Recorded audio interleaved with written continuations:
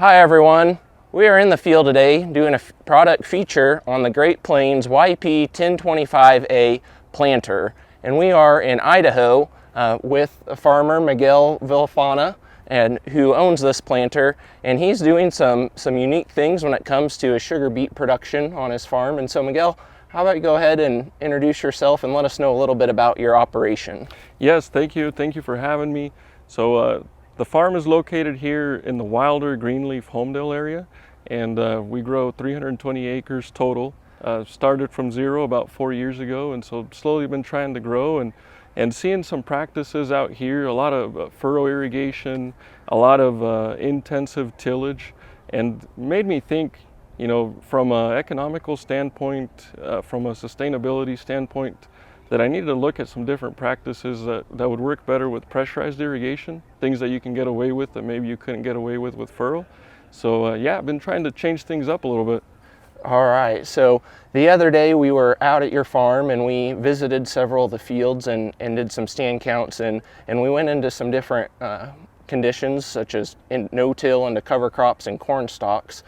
So can you talk a little bit about how you had your planter set up and what you're trying to achieve with those practices versus our more conventional tillage?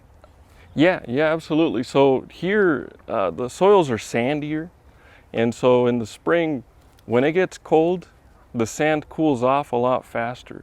And also when the wind blows, the sand picks up speed and can chop your little sugar beet plant. So what we wanted to do is we wanted to leave as much residue as possible in the field, either do a cover crop, wheat, if we had to plow, or leave a lot of corn stalks. And so with that, we were thinking of a system that would have row cleaners, a coulter that would come in, leave the seed at a good plant depth, so we could come in, pressurize, irrigate to get it to come up, because seed to soil contact on sugar beets I feel like is especially crucial. So we wanted to make sure that we could have good seed to soil contact, which is why we used the row cleaner, the coulter, 1 1/4 inch depth. And when you looked at the field, you're like, wow, I don't know how that seed's all going to come up, and then it did. Yeah, it was pretty impressive with all that residue. Yeah, so you're very happy with the stand that you achieved, and I imagine you say that was probably challenging and a little bit probably made you a little bit nervous going into that much residue for the first time, compared to a clean till environment.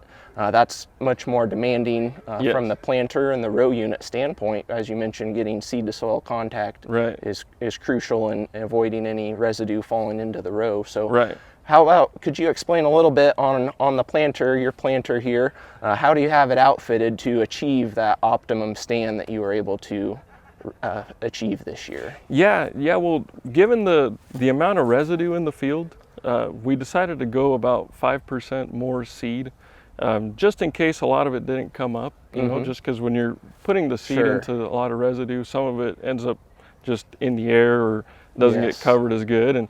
But we were so impressed with the way that it did, because we added up 5% more seed, but it actually, you know, with sugar beets, they say 92% germination is good. Okay. And a 70 to 80% final stand is very good. Well, we ended up with about a 90 to 95% stand, just based on what we did with the row cleaner, the coulter, 1 1/4 inch depth, and then we made sure to irrigate as early as we had water, and it worked out fantastic. No, that's great. And when we were out in the field the other day, it was amazing to see the uniformity of your stand and the consistency of that seed placement that you're able to achieve with the planter here.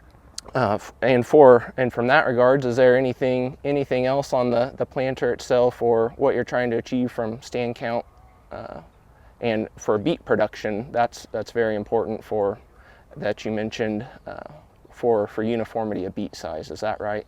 Yeah, that's right. I mean, another thing that would be kind of fun to try in the future would be potentially strip till. Strip till. Just have a setup where you have the strip tiller in front, the planter in the back. So that'd be something cool to try. But this worked exceptionally well with what we were doing.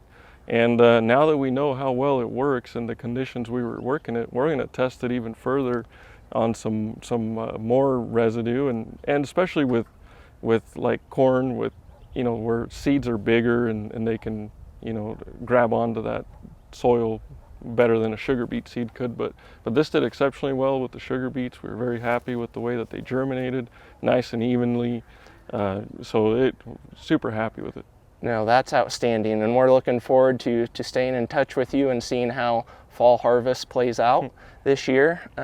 And for more information on the Great Plains YP 1025A 22-inch row spacing planter, works well for sugar beets as well as other crops. You mentioned you did plant corn with this planter as well. For more information on this planter, reach out to your local Great Plains Ag dealer or visit us online at greatplainsag.com.